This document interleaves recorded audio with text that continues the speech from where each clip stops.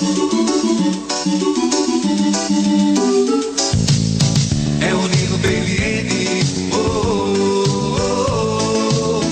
É o Nino Baby, oh, oh. Mais um programa Nino BN, aqui dos estúdios da TVI. E hoje eu vou conversar não só com um amigo, mas com um grande profissional, Dr. Raul Travassos, advogado, para nos explicar quais são as suas especialidades, vai falar como é que anda o movimento da advocacia em Itaperuna, quais são os principais nomes para as eleições da OAB que estão se aproximando, vai falar da sua vida pessoal, da sua família, que é uma família tradicional, do seu irmão, querido atleta do jiu-jitsu do judô, o Herbinho, enfim, vai falar de tudo. E é por isso que ele se torna uma figura muito interessante para o nosso programa, pois aqui o que importa é aquele que tem história para contar. Como diz o Ratinho, tem que ter café no público. E o Dr. Raul Travassos tem. Tudo bom? Tudo bom, Nino. É um prazer estar aqui junto com você nessa casa novamente, onde já estive. Boa tarde aos seus telespectadores. Estou aí à sua disposição para contribuir com o seu programa. Trago um abraço aqui do reitor da Universidade Nova Iguaçu, André Monteiro. Um abraço do prefeito de Itaúba, Leonardo Souza Guimarães. E o meu abraço para você. Vou chamar de Raul, não só pela intimidade, mas algumas vezes vou chamar do senhor. Vou deixar um pouquinho do lado, mas o senhor não vou deixar. Quando é que o senhor pensou em ser advogado? Estudava desde criança, assim, vou ser advogado quando crescer? Ou a vida foi se moldando e o senhor sentiu que era aquele caminho? Não. Na realidade, a minha família aqui em Itaperuna é toda médica. O tronco da família ela é médico. Meu avô foi um dos primeiros médicos de Itaperuna. É nome de posto de saúde. Dr. Raul Travassos. Foi um dos primeiros médicos de Itaperuna. Chegou por aqui por volta de 1920, entendeu? 1918, por aí. Foi o fundador do Hospital São José da Bahia, entendeu? Por aqui teve uma vida política também, foi deputado estadual, foi prefeito, foi vereador, foi secretário de saúde do estado do Rio de Janeiro, quando a capital do Brasil era Rio de Janeiro, entendeu? Então... E a capital do estado era Niterói. Então, o que ocorreu? Naquela época, 18, 19 anos, vou fazer medicina. Meu pai morreu, eu tinha 17 anos e tentei 2 vestibulares para medicina. E não consegui passar, ficava muito próximo. Aos 19 anos, não, eu tenho que fazer alguma coisa para eu crescer como profissional. Escolhi o direito. Perdendo em medicina, escolhi o direito. Graças a Deus eu fiz direito e não fiz medicina. Que eu seria um médico, não seria um bom médico. Entendeu? E graças a Deus me encontrei no direito e me realizei profissionalmente no direito. Qual é a sua área no direito ou qual é a sua área preferida? Nino, a minha área no direito, eu tenho docente superior, pós-graduado em processo civil e direito civil, especializado em direito eleitoral. Fiz um curso até com a sua esposa de direito eleitoral lá em Campos. Ela falou que eu sou um ótimo colega. Nós estudamos junto lá em Campos e eu gosto do eleitoral e minha área é o eleitoral e o administrativo também, por ter sido procurador por 2 governos. É uma área que você estuda demais, ela é voltada para o administrativo e constitucional. Mas o que eu gosto de atuar mesmo, onde eu me sinto muito bem, é no direito eleitoral. Graças a Deus eu sou advogado aqui em Itaperuna. Você me acompanhou 2 pleitos eleitorais em Itaúba que eu não tive R$1 de multa. Ganhei todos os processos. Por todos os processos eleitorais eu passei. E tive 100% de êxito em 2008 para 2009 e agora em 2012 para 2013. Entendeu? O que eu gosto de fazer mesmo é o direito eleitoral. É a paixão. É a paixão, que eu faço com muito prazer. Mas o senhor também atua na área criminal? Já atuei. O direito eleitoral ele é muito parecido com o direito criminal. Interessante isso. Ele é muito parecido. O que você chama de uma queixa-crime em juízo no direito eleitoral, ele é uma representação, entendeu? Hoje também já está se falando nas delegacias em representação. Já a palavra queixa tem ficado um pouco em desuso. Então a semelhança As peças processuais na representação, ela é muito parecida, entendeu?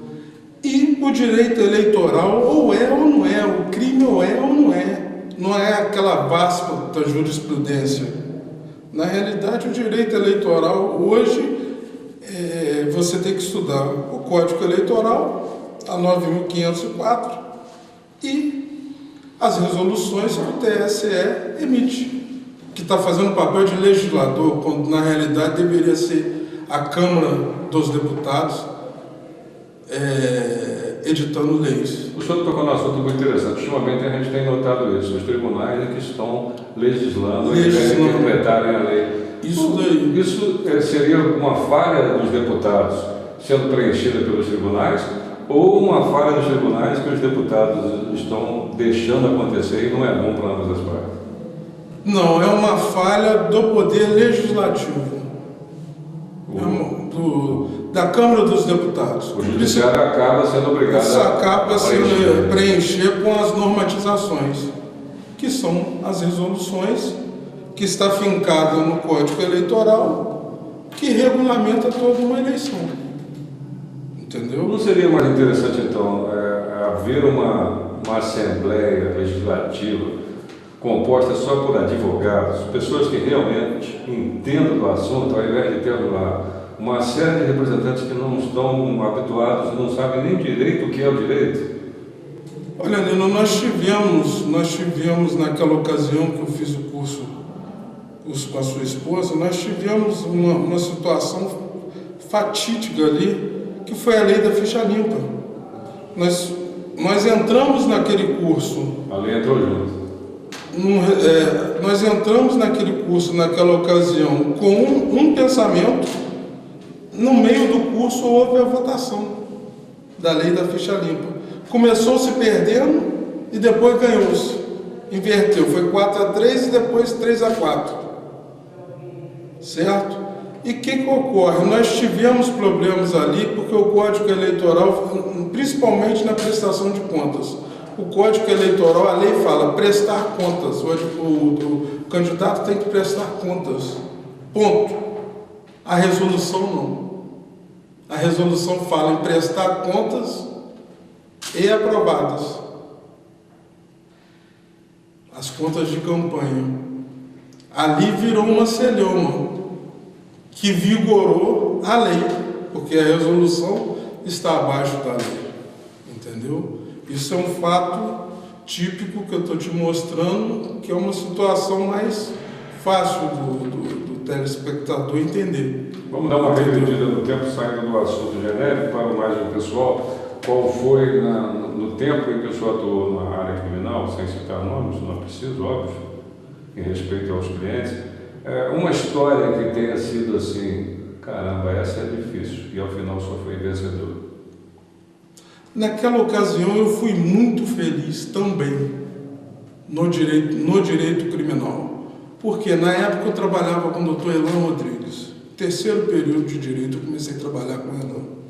Mestre melhor impossível. Aí o que ocorria? A gama de clientes que o Elan tinha era enorme, entendeu? O escritório do Elan era voltado para o direito empresarial. E naquela ocasião o que mais se aprovava na prova da OAB era o direito criminal. Eu optei por fazer direito criminal, fui fazer um curso no Rio, de 40 dias, e voltei de lá com aquilo enxugado. Ela não devia ter uns 300 processos em andamento ou mais. Apareceu um criminal, deu certo. Apareceu o segundo criminal, deu certo. Apareceu o terceiro, deu certo. Que não era o carro-chefe do escritório, ele deixou que eu fizesse. Ele, vice-presidente da ordem, começou, o criminal é com o Raul. Entendeu? O criminal é com o Raul. Naquela ocasião, eu fui muito bem sucedido no crime, mas eu tive a opção de escolher. Entendeu? Eu não saía fazendo de tudo. Eu sempre escolhi. Tinha sua ética pessoal? Tinha. tinha minha ética pessoal. Um grande ganho nosso na época do escritório, que foi eu que fiz, trabalhando junto com o Elan, agora eu me lembrei, foi o caso de um estupro, entendeu? Presumido, naquela época, estupro de vulnerável, de duas crianças de 7 e 8 anos de idade. A prática de um sexo oral que não deixa vestígio. E naquela ocasião, por ter sido repetido, o réu pegou com concurso material a soma das penas. E nós recorremos. Era considerado crime hediondo. Não havia a progressão do regime. Era taxativo isso. E o STJ nos deu a progressão do regime. Saí do fechado para o semiaberto e assim sucessivamente. Foi uma das vitórias que nós tivemos antes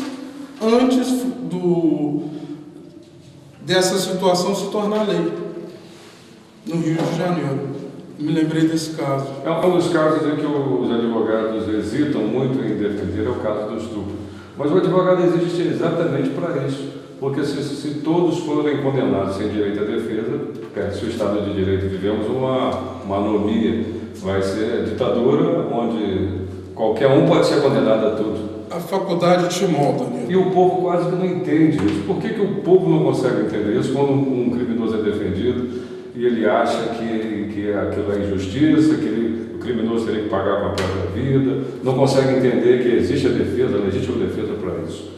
Nós vamos, depois do intervalo comercial, voltar com essa resposta do senhor, né, com essa observação, que não seria bem uma resposta, mas a sua opinião sobre isso, e outras perguntas, outras ideias que a gente tem para debater aqui ao longo do último bloco do programa Nilo Pereira. Eu estou conversando com o Dr. Raul Travassos, advogado.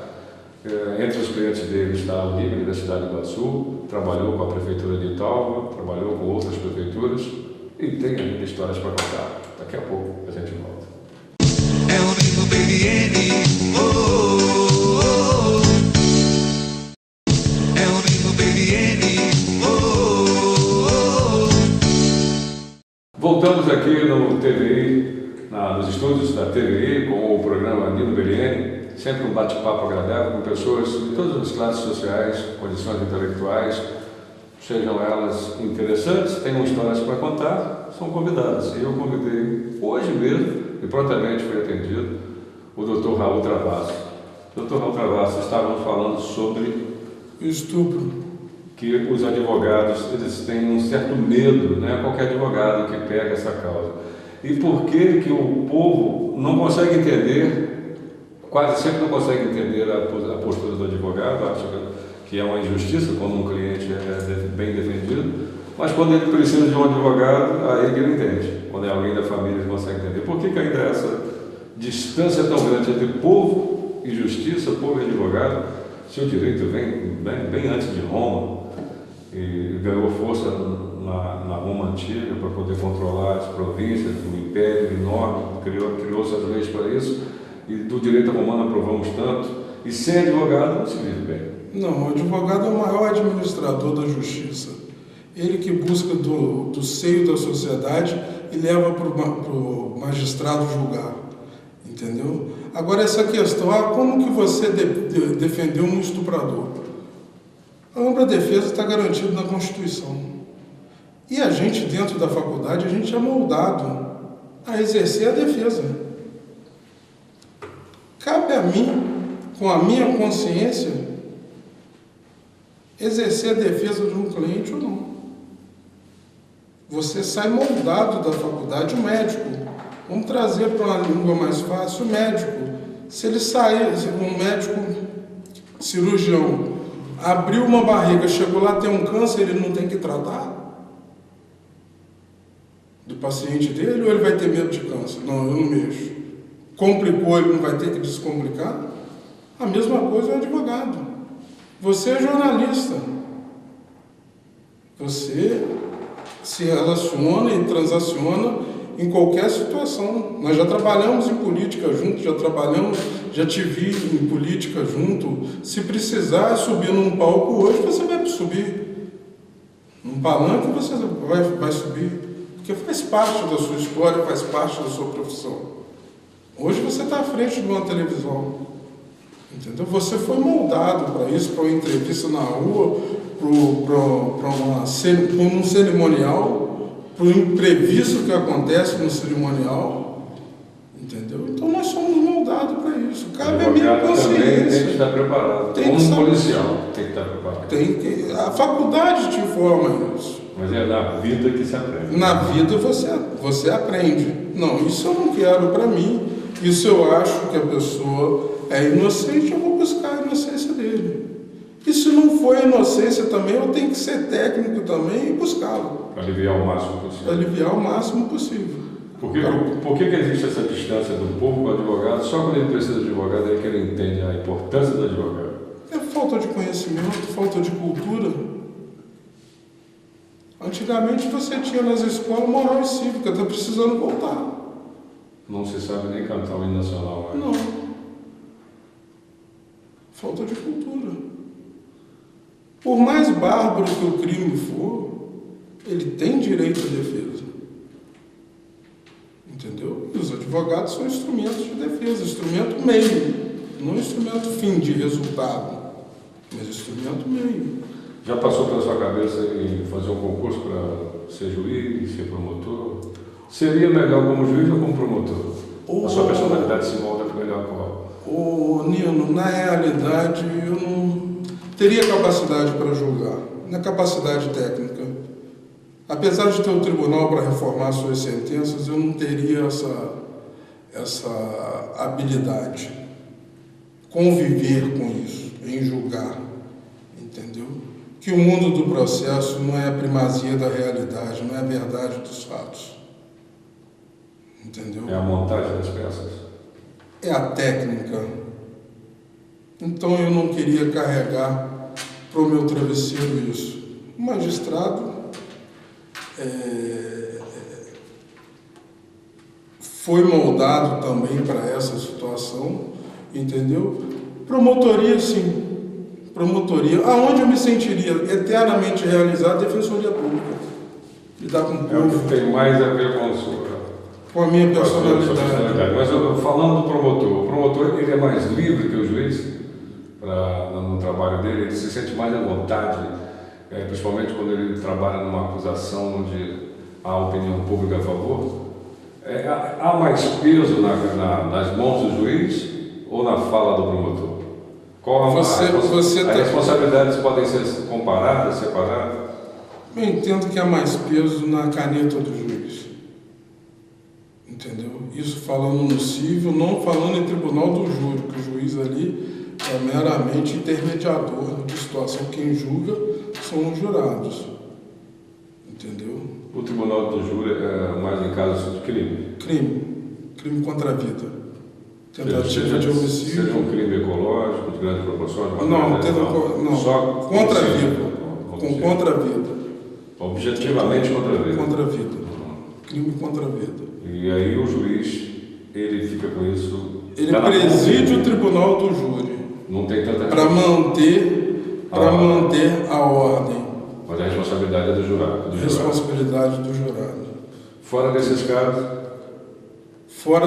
casos, existem matérias específicas que o Ministério Público é obrigado a atuar. Direito de família, envolvendo menor, separação, ação possessória, reintegração de posse. O Ministério Público é obrigado a atuar no processo como fiscal da lei. Qualquer ação administrativa envolvendo a fazenda pública, o Ministério Público é obrigado a atuar. E ele não precisa ser provocado, ele pode partir dele. O Ministério Público ele não precisa que alguém vá lá denunciar. Se um promotor passa determinada situação e vê que algo não está devidamente dentro dos trâmites legais, ele pode partir dele a ação. Pode partir dele a ação. Já um juiz não pode fazer isso. Não, o juiz é imparcial. Interessante. O juiz é imparcial. O promotor opina e emite parecer. Favor ou contra. Entendeu? Mas tem suas responsabilidades também. Hoje tem uma ação policial, cada vez mais ele também participa das ações policiais. nota-se isso, né? A gente vê uma responsabilidade que antes era só do advogado, a gente vê também no promotor público. Isso tem causado uma certa celeuma, uma polêmica, não tem? Entre advogado e promotor? Entre delegado e promotor. Foi a PEC recentemente votada que o promotor passou a ter mais poderes de polícia. Sempre teve. Agora, quem lida com poder é isso. Entendeu? Excesso de poder as pessoas sempre cometeram. Agora, hoje a promotoria de justiça tem um poder muito grande. E uma responsabilidade maior. Uma responsabilidade maior, que ele pode responder também pelos seus atos, um excesso de poder. E quem é que controla o poder público Corregedoria. Corregedoria do Ministério Público. Do Ministério Público. Assim como tem uma corregedoria para o juiz. Como para o juiz e também. Defensor público também. Defensor público também. No caso do advogado, no seu caso é a OAB. OAB. Tem uma comissão que cuida disso. Cuida. Processo disciplinar. Nós somos regulamentados por lei, entendeu? Nós temos direitos e deveres. Aí você precisa de uma OAB forte, de uma OAB atuante. Campos você conhece, tem uma, não falando de Itaperuna, longe disso, Campos tem uma OAB atuante. Carlos Augusto. Entendeu? Felipe Stefan também. Excelente presidente. Um excelente presidente. O advogado faz valer a sua voz. Entendeu? Minas Gerais, o advogado faz valer a sua voz, entendeu? E aqui no estado do Rio, a gente passa por essas situações. E quem o senhor acredita? Daqui a quanto tempo vamos ter eleição para a OAB? Eleição da OAB esse ano. O senhor já tem o seu candidato? Não tenho candidato, eu tô para fechar a entrevista, fora. quem que ele precisa ser para ser seu candidato? O candidato da OAB vai ser aquele que vai ter que se disponibilizar com o juiz. Bater de frente. Ter coragem. É interessante ser presidente da OAB e representar uma classe? Você vai se disponibilizar o tempo todo. Essa é uma OAB atuante. Não desmerecendo a OAB de Itaperuna, não. Entendeu? Talvez similar no Dr. Laércio Andrade, um grande exemplo, presidente. Era outra época. Todo mundo se ajudava, o magistrado se ajudava, entendeu? Laércio foi um bom presidente, Elan foi um bom presidente, Demetrio foi um bom presidente, o doutor Adair é um bom presidente, fez pelo social da OAB. A sua despedida e o meu muito obrigado por o senhor ter arrumado espaço na sua agenda para vir conversar com a gente aqui na TV. Eu te agradeço o convite, agradeço tudo que você tem feito por mim, enquanto eu era procurador, enquanto advogado, enquanto amigo, eu só tenho a agradecer e estou à sua disposição, para o que for necessário. Muito obrigado, conversei com o Dr. Raul Travassos, esse brilhante e inteligente advogado, no programa Nino Beliene, TV. Te vejo aqui. A nossa programação está preparando cada coisa excelente. Aguarde.